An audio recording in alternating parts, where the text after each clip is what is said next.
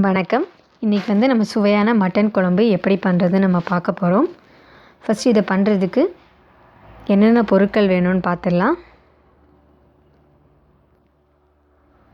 நான் பாருங்கள், ஒரு கைப்பிடி கருவேப்பிலை, ஒரு கைப்பிடி கொத்தமல்லி தழை எடுத்து வச்சுருக்கேன். ஒரு 6 பல் பூண்டு, ஒரு துண்டு இஞ்சி குட்டி குட்டியாக நறுக்கி வச்சுருக்கேன். 1/4 மூடி தேங்காய், ஒரு 1/2 கிலோ மட்டன் வாஷ் பண்ணி எடுத்து வச்சுருக்கேன். அப்புறம் ஒரு 15 சின்ன வெங்காயம் குட்டி குட்டியாக கட் பண்ணி வச்சுருக்கேன். ஒரு தக்காளி, அப்புறம் பட்டை, கிராம்பு, ஏலக்காய். அடுத்த மட்டன் மசாலா பண்ணுறதுக்கு ஒரு 4 டீஸ்பூன் மல்லி, 1 டீஸ்பூன் சோம்பு, 1 டீஸ்பூன் ஜீரகம், 1 டீஸ்பூன் பெப்பர், ஒரு குட்டி துண்டு பட்டை எடுத்து வச்சுருக்கேன். இப்போது என்னென்ன பொருள் வேணும்னு பார்த்துட்டோம். இப்போ எப்படி பண்ணுறதுன்னு பார்க்கலாம். ஃபஸ்ட்டு நம்ம மட்டன் மசாலா ரெடி பண்ண போகிறோம். அதுக்கு கடாய் சூடு பண்ணிவிட்டு நம்ம எடுத்து வச்சுருக்க மசாலாவுக்கு தேவையான எல்லா பொருளையும் கடாயில் போட்டுடலாம். போட்டு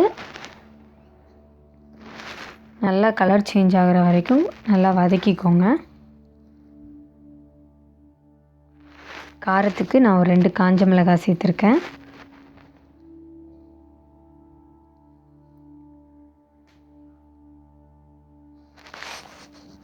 இப்போ பாருங்கள், கலர் சேஞ்ச் ஆகிடுச்சு. இப்போ நம்ம வேறு தட்டில் மாற்றிடலாம்.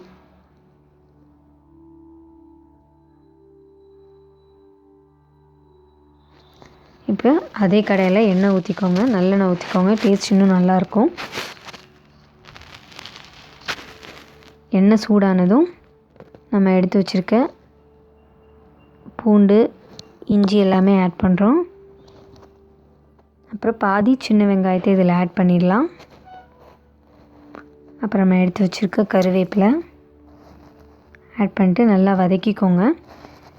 வெங்காயம் பொன்னிறம் ஆகிற வரைக்கும் நல்லா வதக்கணும்.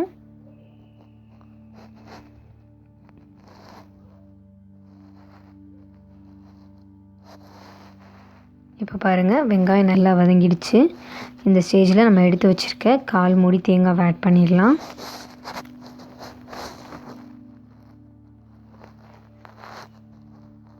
தேங்காய் ஆட் பண்ணிவிட்டு ஒரு 10 செகண்ட் வதக்கினா போதும். இப்போது அதை அதே வேறு பிளேட்டில் ட்ரான்ஸ்ஃபர் பண்ணிவிட்டு அந்த மசாலாவுக்கு ரெடி பண்ண மசாலாவோடு சேர்த்து இதையும் சேர்த்து அரைச்சி ஒரு பேஸ்ட் மாதிரி எடுத்து வச்சிடலாம். இப்போது கடாயில் எண்ணெய் ஊற்றிட்டு நம்ம எடுத்து வச்சுருக்க பட்டை, கிராம்பு, ஏலக்காய் எல்லாமே ஆட் பண்ணுறோம். அது லைட்டாக ஃப்ரை ஆனதும் நம்ம எடுத்து வச்சுருக்க மிச்சம் இருக்க சின்ன வெங்காயத்தை இதில் ஆட் பண்ணிடலாம்.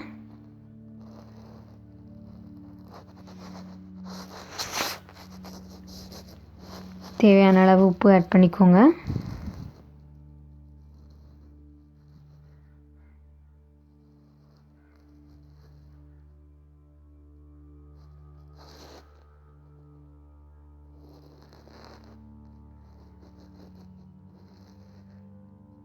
பாருங்கள், வெங்காயம் ஓரளவுக்கு நல்லா வதங்கிடுச்சு. இந்த ஸ்டேஜில் நம்ம கட் பண்ணி வச்சுருக்க தக்காளி இதில் ஆட் பண்ணுறோம்.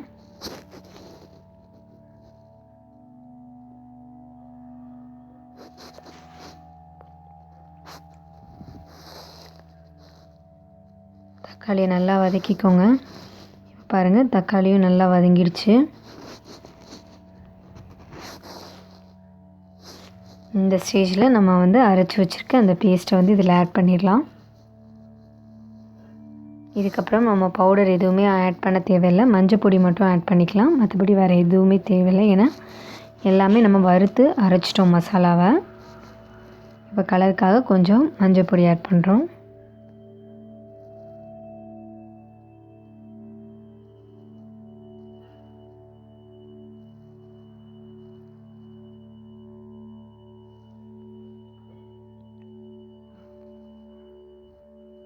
இப்போது மசாலாவில் நம்ம எடுத்து வச்சுருக்க மட்டன் ஆட் பண்ணுறோம். ஆட் பண்ணிவிட்டு அந்த மசாலாவில் கொஞ்சம் தண்ணி ஆட் பண்ணி அதையும் ஊற்றிடலாம்.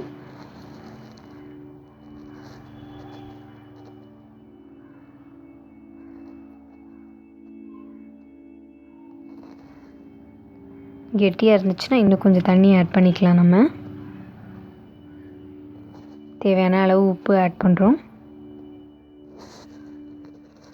நல்லா மிக்ஸ் பண்ணிக்கலாம்.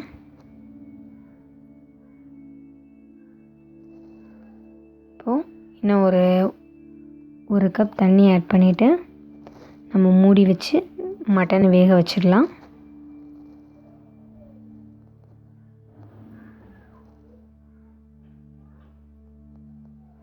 இப்போ பாருங்கள், ஒரு 10லேருந்து ஒரு 20 நிமிஷம் ஆயிடுச்சு. நல்லா குழம்பு கொதிக்க ஆரம்பிச்சிடுச்சு. எண்ணெயெல்லாம் தனியாக பிரிஞ்சு வந்துடுச்சு. இந்த ஸ்டேஜில் நம்ம மிச்சம் கருவேப்பிலையும் கொத்தமல்லியும் ஆட் பண்ணிவிட்டு ஸ்டவ்வை ஆஃப் பண்ணிடலாம். அவ்வளோதாங்க, குழம்பு ரெடி ஆயிடுச்சு. இதை நீங்கள் இட்லி, தோசை, ஆப்பத்துக்கு கூடலாம் சாப்பிட்லாம். ரொம்ப டேஸ்டியாக இருக்கும். ரைஸ் கூட சாப்பிட்லாம்.